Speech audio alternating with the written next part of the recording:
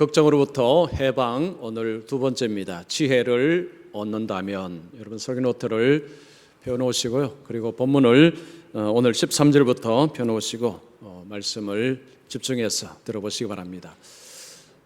초등학생을 키우고 있는 어떤 여성이 늘 걱정이 많았습니다. 이런 식이었습니다. 내 아이가 공부를 잘 못해서 좋은 대학을 못 들어가면 어쩌나, 좋은 대학을 졸업하지 못하면 직장을 제대로 얻지 못하는데, 그러면 결혼도 하기 힘들고 인생이 불행하게 되는데, 이런 걱정들. 또 어느 날은 또 이런 걱정이 들었습니다. 내 아이가 좋은 친구를 못 사귀고 나쁜 친구를 만나면 어쩌나, 나쁜 친구를 만나서 문제아이가 되면 학교에서 쫓겨날 것이고, 그러게 되면 가지 말아야 될 곳에 가게 될 것이고 삶이 불행하게 될 것인데, 이런 걱정들. 하루는 이 걱정, 하루는 저 걱정, 이 걱정 저 걱정. 그러니까 본인의 머리가 터지는 것입니다. 그래서 본인이 이 여성이 정신과의 문을 두들겼습니다. 선생님, 이거 어떻게 하면 좋겠습니까? 그래서 의사 선생님이 그 이야기를 듣고는 생각을 이렇게 한번 해보십시오, 이렇게 해보십시오 라고 하는데요, 전혀 설득이 되지 않았습니다. 설득이 안 되니까 이 의사분이 너무 답답해서 이분을 어떻게 하면 좀 도와줄까 하다가 지갑에서 돈을 10,000원을 딱 꺼냈습니다. 10,000원 한 장을 딱 꺼내놓고, 어머니 저하고 내기 한번 하시죠. 그러니까 이 젊은 어머니가 얘 무슨 내기를요? 놀라는 것입니다. 저하고 한번 내기 한번 해보십시오. 저는 어머니가 걱정하는 대로 안 된다는 쪽에 10,000원을 걸겠습니다. 자, 어머니는 어느 쪽에 걸겠습니까? 어머니가 걱정하는 대로 된다는 쪽에 10,000원을 걸겠습니까? 아니면 어머니가 걱정하는 대로 되지 않는다 쪽에 10,000원을 걸겠습니까? 이러니까 이 젊은 어머니가 본인이 좀 고민을 하고는요, 저도 의사 선생님이 건 쪽에 걸겠습니다. 저도 제 아이가 제가 걱정하는 대로 되지 않는다고 생각을 합니다. 제 아이는 잘할 것입니다. 그래서 걱정하는 대로 되지 않는다 쪽에 걸겠습니다. 그래서 의사 선생님이 아니 보세요 어머니, 지금 어머니도 걱정하는 대로 되지 않는다는 것도 알지 않습니까? 하도 답답하니까 이런 이야기를 했다고 합니다. 자, 여러분, 이 어머니는 그런데도 왜 걱정할까요? 본인도 본인의 걱정이 지나치다는 걸 본인도 압니다. 그런데 왜 걱정할까요?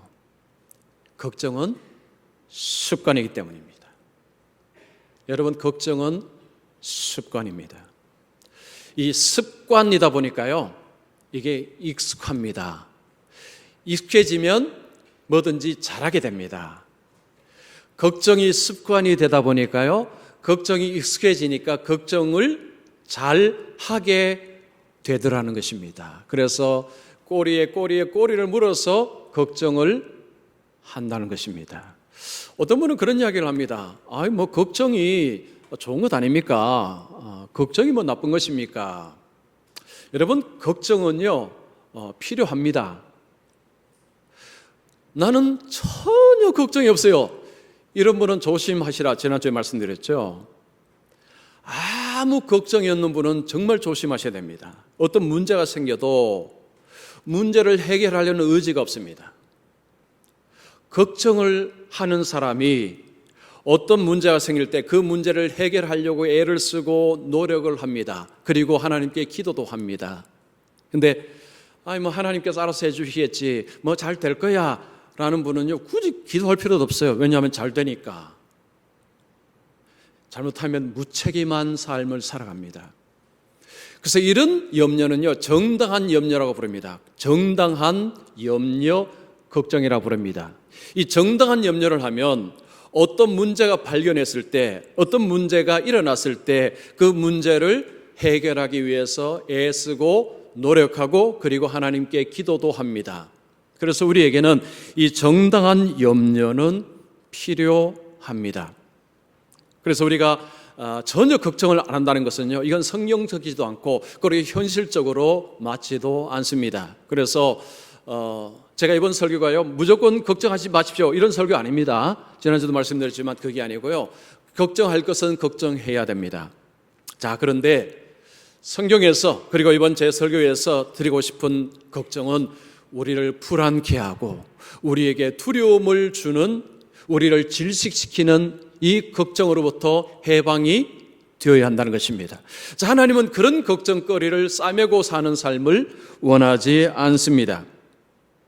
온갖 불안과 두려움에 빠져서 사는 삶을 하나님은 원하지 않습니다. 그런데 제가 책에 보니까 어떤 분들은요, 이런 걱정도 유익이다라는 이야기하는 분들이 있어요. 좀 심한 걱정도 유익이다. 왜냐하면 이런 걱정을 하는 사람들은 최악의 상상을 합니다. 최악의 상상합니다. 이 앞에 어머니를 생각하면, 내 아이가 공부를 못하면, 대학을 못 들어가면, 직장을 못 얻으면, 결혼을 못하면 이제 점점 최악의 상상을 하는 거죠. 이런 걱정도 유익되다, 이런 이야기를 합니다. 왜냐하면 그런 최악의 상상을 하기 때문에 미리 준비를 할 수 있다는 거죠. 말이 맞는 것 같은데 맞지 않습니다. 왜냐하면 이런 최악의 상상을 하고 그 속에 이미 불안과 두려움이 꽉 차 있습니다. 여러분, 그 어머니가 자녀를 교육할 때요, 자녀를 어떻게 교육할까요? 아마 달달 볶을 것입니다. 아마 그 아들 정신 못 차릴 것입니다. 숨을 못 쉬게 할 것입니다. 최악의 상상을 통해서 오늘을 준비한다, 그거요, 서로 힘들게 합니다. 그리고 이것이 유익되지 못한 이유가 또 있습니다. 자, 여러분, 제가 주보에 이 사람들의 걱정 분석을 제가 거기 실어놨습니다. 사람들의 걱정을 분석해 보니까 40%는 전혀 일어나지 않는 걱정이었습니다. 그러니까 사람들이 걱정하는 40%는요, 일어나지 않는 걱정, 그거 40% 끌어안고 기도하고 있습니다. 그리고 30%는 과거에 일어난 일, 이미 엎어진 물입니다. 그것 또한 걱정하고 있다는 것입니다.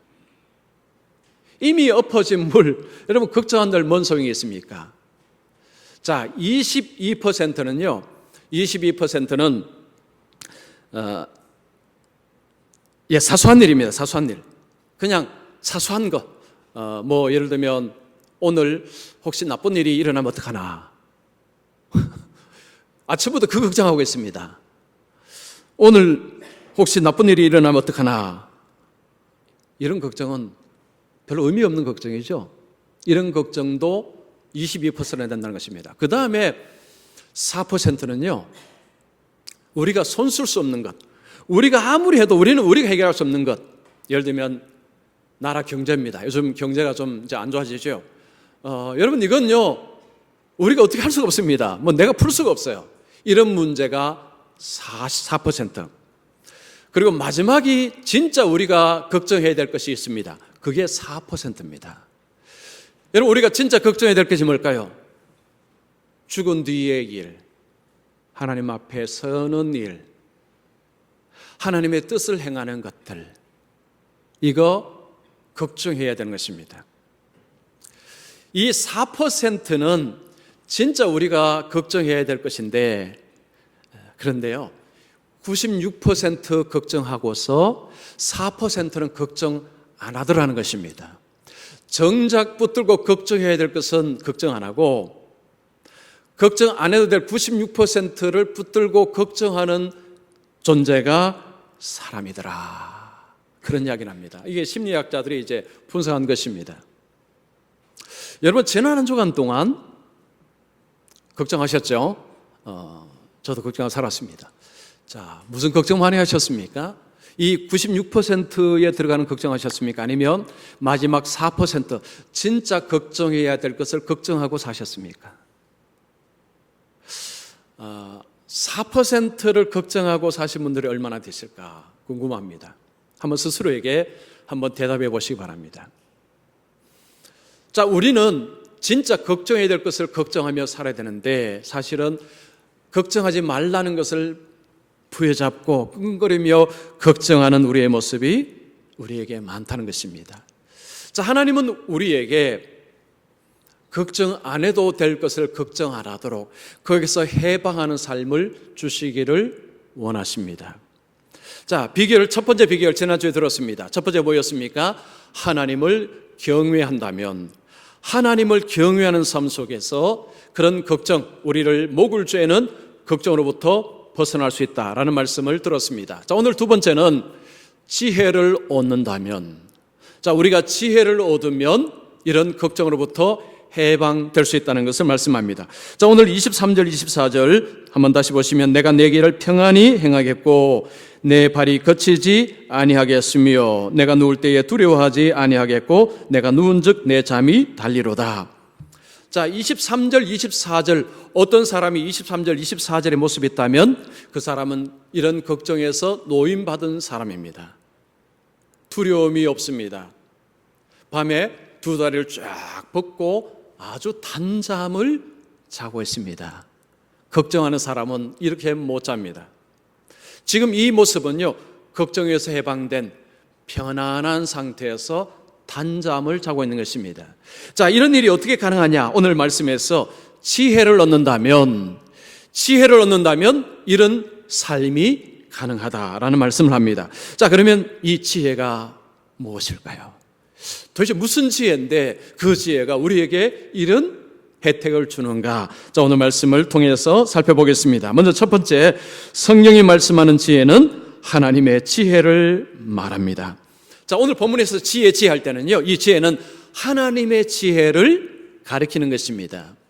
자, 우리는 지혜라고 하면 그냥 처세술을 많이 생각합니다. 처세술, 돈을 잘 버는 기술, 공부 잘하는 기술, 그러면 지혜 있다, 이런 표현을 쓰죠. 돈도 잘 벌어야 되고 공부도 잘해야 되고 성공도 해야 되고 인간관계도 잘해야 되고 이럴 때 지혜를 이야기합니다. 자, 오늘 본문에서 말하는 지혜는 그런 지혜가 아닙니다.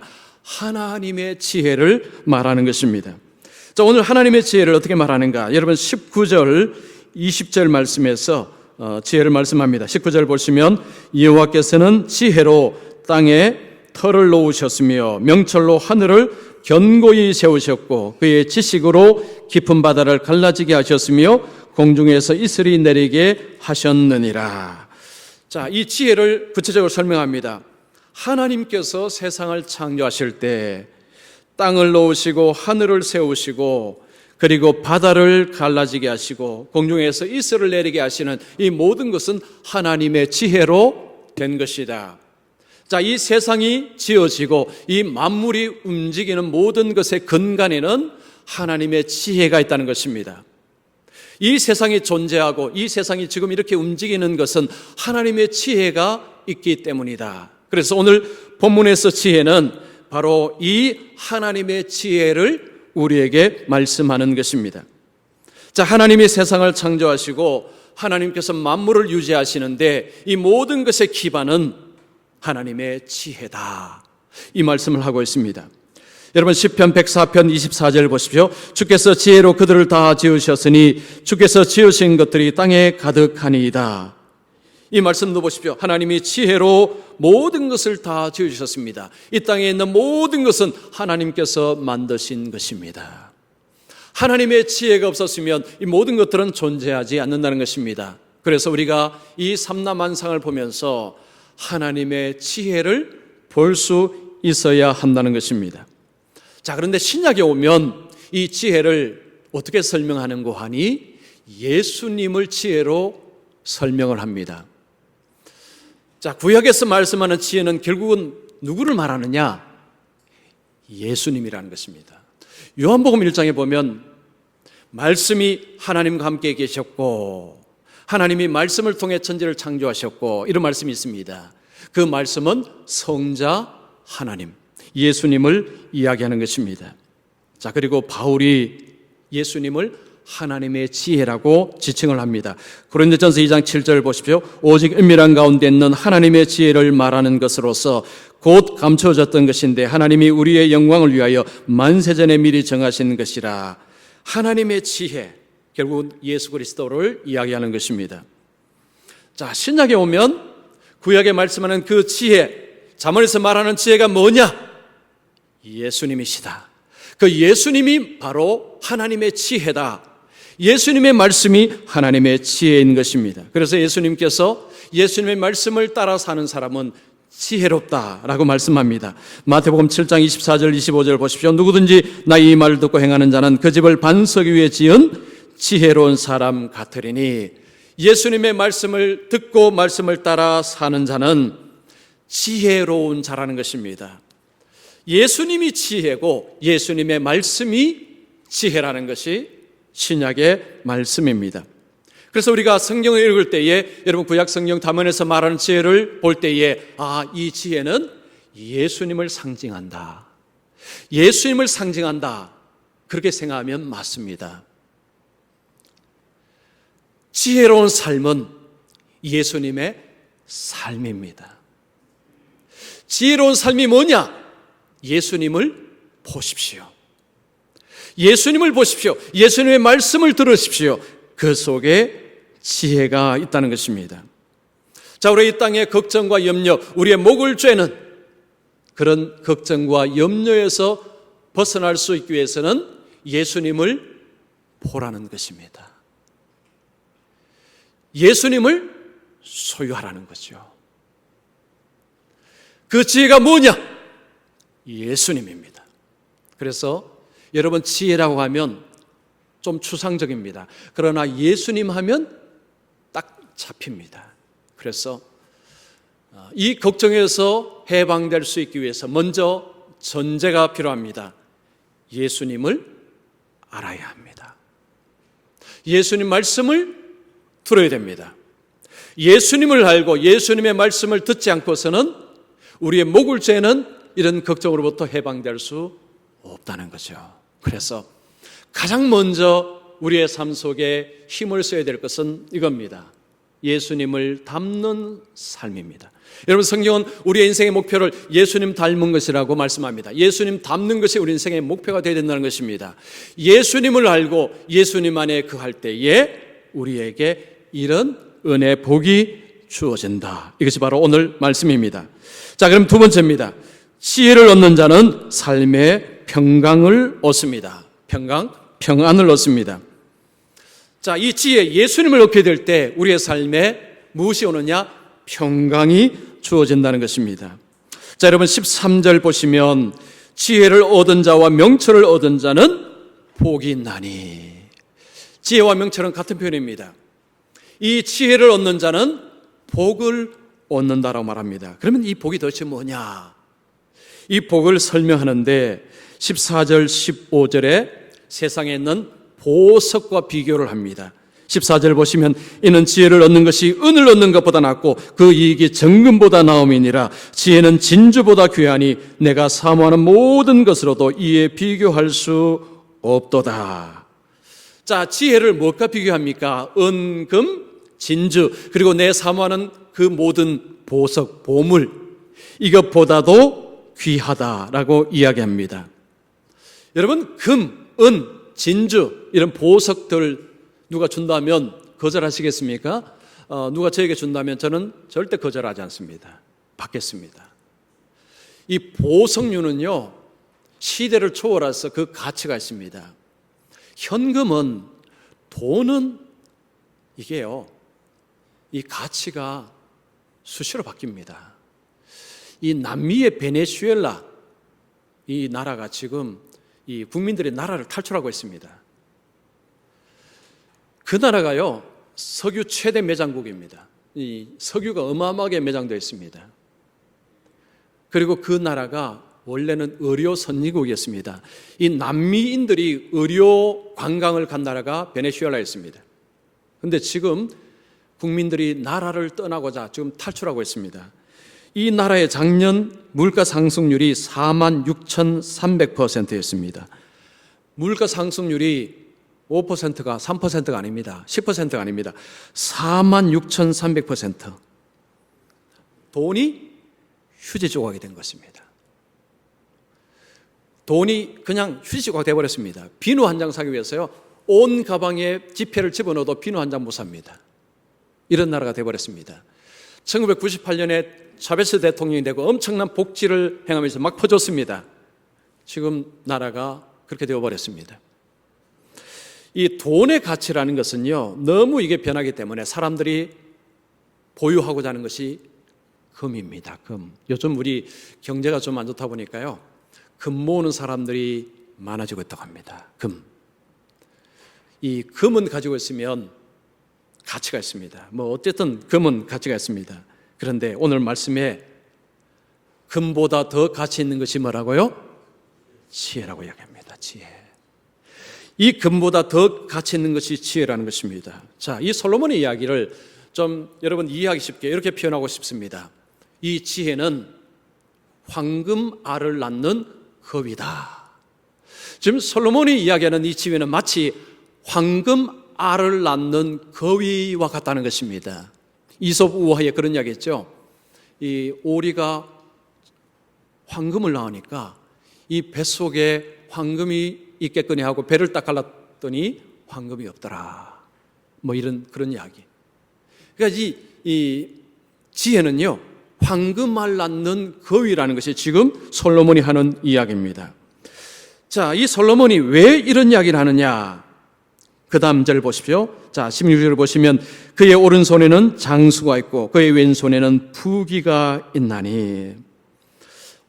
자, 오른손에 장수라는 것은 오래 사는 것인데, 이 오래 사는 것은 그냥 연명하는 삶이 아니고요, 활기차게, 건강하게, 그리고 하나님 주신 사명을 가지고 사는 삶을 말하는 것입니다. 그리고 왼편에는 부귀영화가 있습니다. 부귀영화. 이 부귀영화는 재물도 있고 사회적인 지위도 있고 그리고 이름도 빛납니다. 이것을 부귀영화로 이야기합니다. 자, 이 지혜를 가지고 있으니까 이 지혜를 소유한 사람은 장수, 부귀영화, 즉 황금알 낳는 거위라고 말할 수 있습니다. 솔로몬이 그렇습니다. 솔로몬이 이거 붙잡고 있습니다. 여러분 22절에도 보면 내 목에 장식이 된다, 이 표현도 바로 부귀영화를 말하는 것입니다. 즉 이 하나님의 지혜라는 것은요, 우리의 삶 속에 부귀영화, 장수를 주는 것이 이것이 바로 지혜다. 자, 그리고 17절 보면 그 길은 즐거운 길이요 그의 지름길은 다 평강이니라. 자, 이 부귀영화가 목적이 아닙니다. 목적은 딴 데 있습니다. 더 나가니까 즐거운이요 그리고 평강이니라. 자, 하나님의 지혜를 소유하니까 뭐가 주어진다는 것입니까? 평강이 주어지더라. 지금 이 말씀을 하고 있는 것입니다. 뭐 예수를 믿고 살아도 이 땅에 어려움이 있습니다. 고난이 있습니다. 그러나 그 삶이 평강이 있더라. 평강이 있더라. 지금 솔로몬은 이 하나님의 지혜를 가지고 있으면 삶의 결국은 평강을 소유하게 된다. 이 말씀을 하고 있는 것입니다. 여러분 세상에는요, 돈도 있고 몸도 건강한데 행복하지 않는 사람이 많습니다. 오히려 비참한 사람도 있습니다. 그런 거 보면 돈이 많아 본들 뭔 소용이 있나 그런 생각 들죠. 또 권력이 하나 갖고 있는 사람 보면 아이고 저렇게 권력 많으면 무슨 소용이 있나 그런 이야기합니다. 부귀영화 이거 있다고 평강이 있느냐? 그렇지 않습니다. 자, 오늘 본문에요. 자, 이 평강이 있는 이유는 자, 그 다음 절에 나옵니다.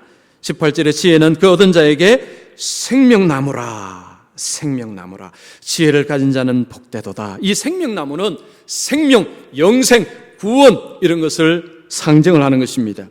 자, 하나님의 지혜를 가지게 되면 평강을 가지게 되는 그 평강의 모습은 바로 이 생명나무, 그 생명을 얻기 때문입니다. 여러분 디모데후서 3장 15절 보십시오. 성령은 능히 너로 하여금 그리스도 예수 안에 있는 믿음으로 말미암아 구원에 이르는 지혜가 있게 하느니라. 자, 하나님의 말씀 성령은 우리에게 지혜를 주는데 구원에 이르도록 우리를 지혜롭게 합니다. 우리로 하여금 예수를 보게 하고 예수를 믿게 함으로 하나님 우리에게 생명을 주시는 그 은혜를 얻는다고 말씀하고 있습니다. 자, 다시 정리하겠습니다. 지혜를 얻게 되면 황금알을 낳는 거위를 소유하는 것입니다. 부귀가 있습니다. 장수가 있습니다. 그런데 더 중요한 것은 생명이 있습니다. 그 생명이 있으니까 그 속에 핵심에 뭐가 있더라? 평강이 있더라는 것입니다. 여러분, 이 평강은요, 성경에서 샬롬을 말합니다. 샬롬. 구약에서 평강은 히브리어로 샬롬입니다. 이 샬롬은 메시아가 다스리는 왕국에서 주어지는 선물이 샬롬이고 평강입니다. 메시아가 왕이 되시는 나라, 그 나라에서 백성들이 얻는 선물이 뭐냐? 평강입니다. 이사야 9장 6절에 보시면 한 아기가 우리에게 낳고 그 아들을 우리에게 주신 바 되었는데 그의 이름은 기묘자라 평강의 왕이라. 이사야는 예수님을 평강의 왕이라고 지칭을 합니다. 예수님은 메시아이십니다. 메시아는 왕이십니다. 그 왕이 다스리는 나라는 평강이라는 것입니다. 그래서 예수님이 이 말씀하셨습니다. 요한복음 14장 27절을 보십시오. 평안을 너에게 끼치노니 곧 나의 평안을 너에게 주노라. 예수님이 평강의 왕이시기 때문에 예수님 나라 백성에게 예수님이 주시는 선물이 평강이라는 것입니다. 자, 보십시오. 이 하나님의 지혜를 소유하게 될 때 그 지혜의 핵심은 주님입니다. 그 주님을 통해서 우리에게 생명이 주어집니다. 그 안에서 주님이 평강을 주신다는 것입니다. 자, 세 번째입니다. 이 지혜를 얻을 때 삶에 두려움을 주는 걱정에서 해방이 됩니다. 자, 이 평강이 우리에게 주어졌을 때 삶에 어떤 일이 벌어지는가? 23절, 24절 보십시오. 내가 내 길을 평안히 행하겠고 내 발이 거치지 아니하겠으며 내가 누울 때에 두려워하지 아니하겠고 내가 누운즉 내 잠이 달리로다. 자, 여기에 중요한 표현은 두려워하지 아니하겠고, 두려움에서 벗어난다는 것입니다. 자, 주님의 주시는 그 평강을 소유하게 될 때 두려움에서 벗어나고, 그리고 또 하나 내 발이 거치지 아니하겠다고 했습니다. 이 내 발이 거치지 않는다는 것은 26절에 내 발을 지켜 걸리지 않게 하신다는 표현하고 똑같은 표현입니다. 이것은 삶의 장애물이 갑자기 나타나서 그 장애물에 걸려서 넘어지지 않는다는 것입니다. 이것은 쉽게 이렇게 이해를 할 수 있습니다. 2004년에 아테네 올림픽이 있었습니다. 그때 마라톤 경기가 열렸습니다. 37km 거의 막바지 왔을 때까지 브라질 선수가 1등으로 달리고 있었습니다. 그런데 갑자기 난데없이 종말론자 한 사람이 이제 선수들 뛰는 쪽으로 달려들었습니다. 달려들어서는 이 1등을 하는 사람을 밀쳤습니다. 그 1등을 하는 선수는요, 그냥 갔으면 쭉 갔으면 1등 했습니다. 이 사람 때문에 돌발적인 상황, 장애물 만나서 그만 쳐져버렸습니다. 그래서요, 3등 했습니다. 3등. 치명적인 장애물이 그에게 나타난 것입니다. 바로 지금 본문이 그걸 이야기하는 것입니다. 내 발이 거치지 아니하겠으며 우리 인생에 치명적인 장애물이 나타나서 우리를 뒤흔들고 우리를 잡아뜨리게 하지 않는다는 것입니다. 자, 그렇기 때문에 단잠을 잔다는 거죠. 두 다리를 쫙 뻗고 편안하게 잠을 잘 것이다. 내 잠이 달리로다. 단잠입니다. 여러분 시편 127편 2절 하반절 보시면 그러므로 여호와께서 그의 사랑하시는 자에게 잠을 주시는도다. 단잠을 자는 것은 은혜입니다. 여러분 지난밤에 단잠 주무셨습니까? 자, 하나님은 그의 사랑하는 자에게 단잠을 주신다고 말씀합니다.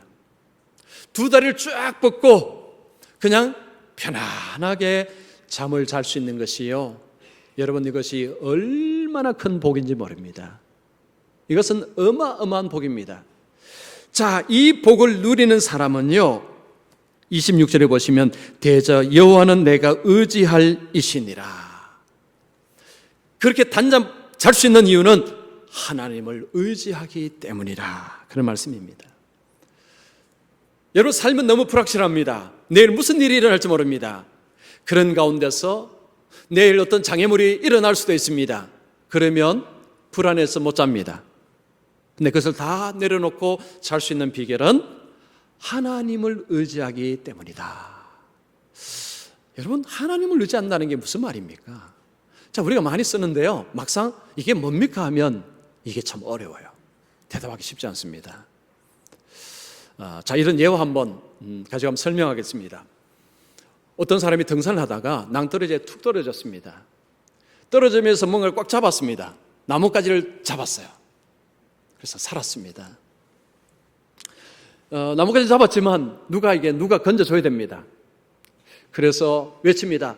사람 살려주세요. 사람 살려주세요. 누가 없나요? 라고 소리칩니다. 근데 아무 소리가 안 들립니다. 아무도 없었습니다. 시간이 지나자 이제 손에 힘이 점점 빠집니다. 누가 없어요. 누가 없어요. 누가 없어요. 라고 소리치는데 내가 여기 있다 하시는 거예요. 누구십니까? 내가 주님이다. 내가 주님이다 하시는 거예요. 주님, 빨리 저를 건져주세요. 주님께서 그거 붙잡고 있는 거 놔라. 그러니까 이 사람이 이거 놓으면 저 죽습니다. 주님이 그거 빨리 놔. 이거 놓으면 안 돼요. 이거 놓으면 죽어요. 하고 이제 못 놓습니다. 그리고 마지막에 이 사람이 이렇게 외칩니다. 그 위에 다른 사람 없나요? 그 위에 다른 분 없나요? 주님은 도움이 안 된다는 이야기죠. 자, 이 이야기가 우리에게 중요한 교훈을 줍니다. 이 사람이 나뭇가지를 딱 붙잡고 있는 것처럼요, 우리가 주님 아닌 뭔가를 이렇게 막 붙잡고 있는 거죠. 마치 생명줄인 것처럼. 어떤 사람이 그게 돈이 될 수도 있고, 지식이 될 수도 있고, 명예가 될 수도 있고, 일이 될 수도 있고요, 취미가 될 수도 있고, 뭐 건강이 될 수도 있고, 어쨌든 그건 사람마다 다릅니다. 하여튼 그 나뭇가지를 쭉 붙들고 살아가는 것입니다. 그것이 나의 인생의 즐거움이요, 행복이요, 구원이요, 그거 없으면 안 됩니다. 근데 주님은 그건 놔라.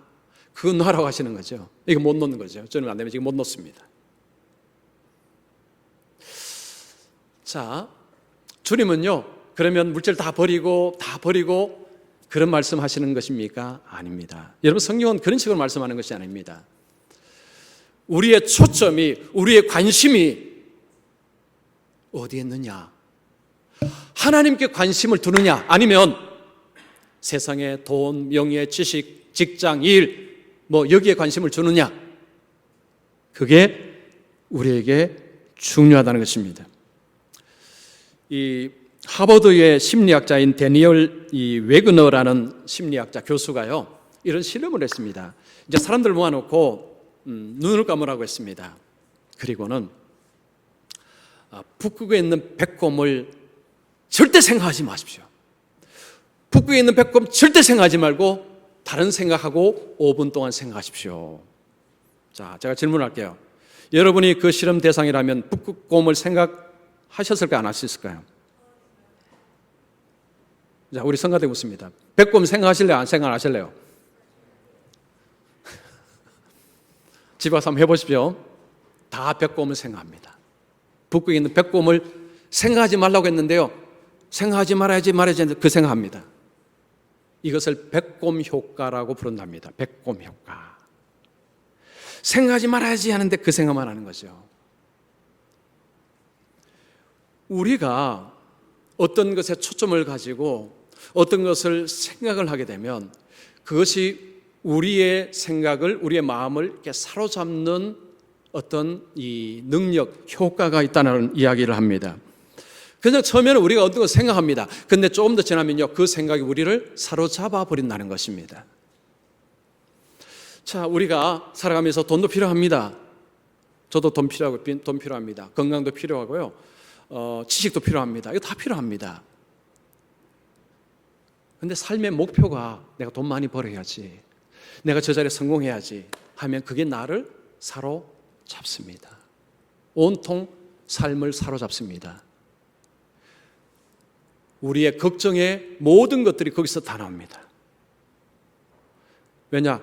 그걸 얻어야 되는데 지금 못 얻잖아요. 그러면 저걸 내가 얻을 것인가? 어떻게 얻을 것인가? 맨날 그게 고민되는 거죠. 하나님을 의지한다는 것은요, 그걸 다 버리라는 이야기 아닙니다. 초점을 하나님께 두라는 거죠. 하나님의 뜻을 행하는 데 초점을 두고 하나님을 생각하고 살라는 것입니다. 그런데 여러분, 지난 한 주간 동안 하나님 얼마나 생각하셨습니까?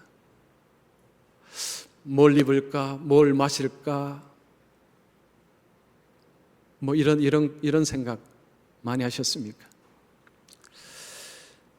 우리가 하루의 삶을 살아갈 때요, 초점을 바르게 둘 필요가 있습니다. 내가 오늘 뭘 위해서 살 것이냐.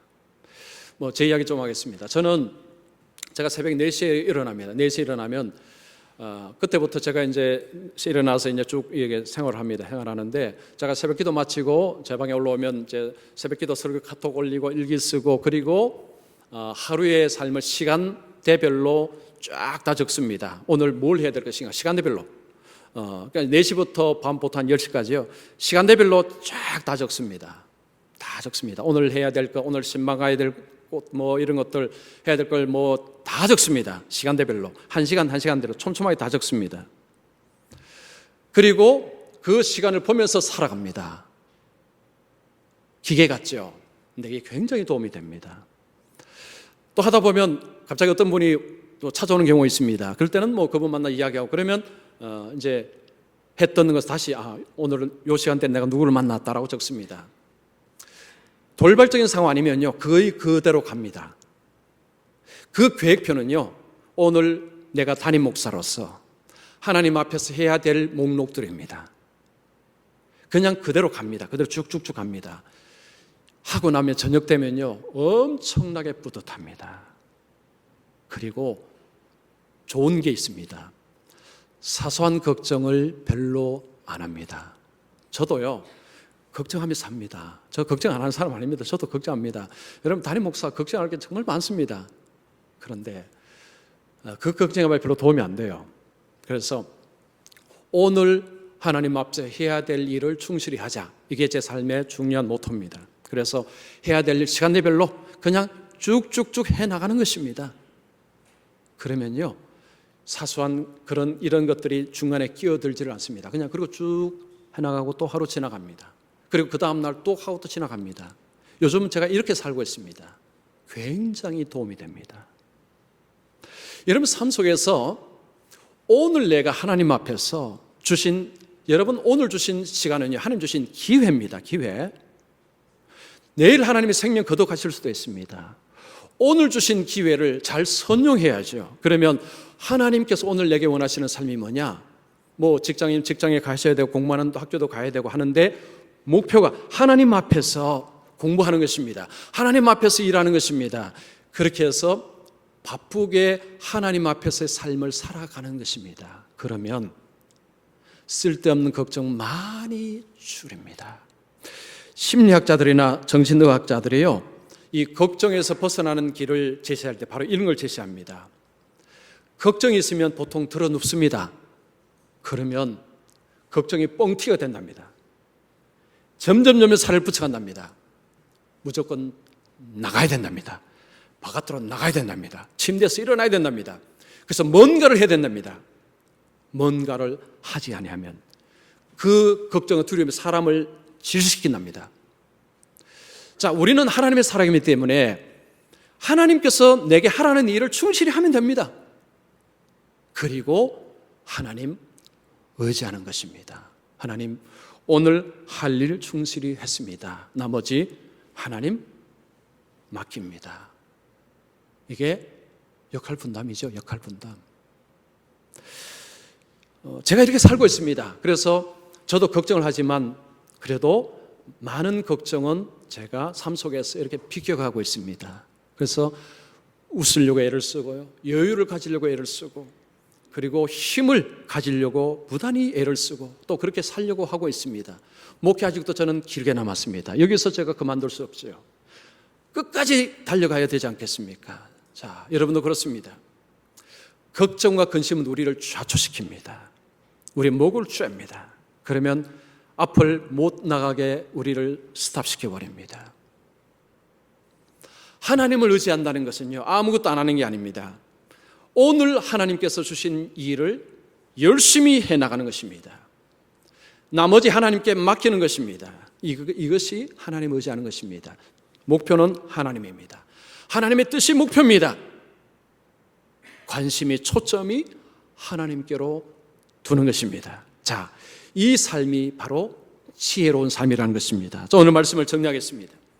여러분, 지혜라는 것은 처세술이 아닙니다. 돈 많이 버는 지혜가 아닙니다. 하나님의 지혜입니다. 예수님입니다. 예수님이 지혜입니다. 예수님을 보시면 지혜로운 삶이 뭔가가 보입니다. 예수님을 소유할 때, 예수님이 왕이 되실 때 예수님은 평강을 주십니다. 그리고 우리의 삶 속에 좋은 것들을 허락하십니다. 자, 우리가 이 지혜를 가질 때에 밤에 다리를 쭉 뻗어 잘 수 있습니다. 왜냐하면 하루를 주님 앞에서 열심히 살았기 때문입니다. 그리고 하나님께 맡깁니다. 내가 할 수 없는 것 하나님께서 보호해 주십시오. 내가 할 것 내가 충실하겠습니다. 여러분, 이런 하나님의 지혜가 우리의 삶에서 우리의 목을 죄는 이런 걱정과 두려움에서 우리를 해방시킨다는 것입니다. 그래서 여러분, 이번 한 주간 동안 이 말씀을 가지고 적용을 해보십시오. 매일매일 삶 속에 하나님께서 내게 하라고 하시는 일을 열심히 하시면서 내 할 일을 내가 열심히 바쁘게 사시고 나머지는 하나님께 맡기시고 그리고 밤에 잠자리에 두보십시오. 그래서 이번 한 주간 동안 여러분 밤에 단잠을 주무시고 하나님 주신 평강이 넘치고 그래서 이 걱정에서 해방되어서 앞으로의 삶이 주님이 주시는 그 평강의 삶이 되시기를 축원합니다. 기도하겠습니다.